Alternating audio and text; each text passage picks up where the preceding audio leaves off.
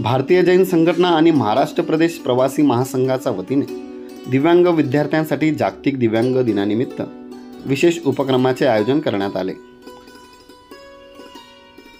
तळोदा दुधाळे येथील मनोदेवी फाउंडेशन संचलित मूकबधीर निवासी विद्यालय व नंदुरबार येथील काकुमाय बहुउद्देशीय अपंग सेवा संस्थेच्या मतिमंद विद्यार्थ्यांशी आत्मिक संवाद साधत त्यांना जीवनावश्यक वस्तू आणि खेळणी भेट देण्यात आली।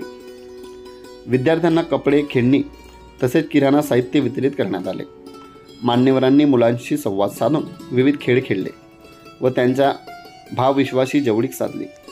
सहसा बाहेरील जगाशी संपर्क नसलेल्या या विद्यार्थ्यांसाठी हा अनुभव प्रेरणादायी ठरला।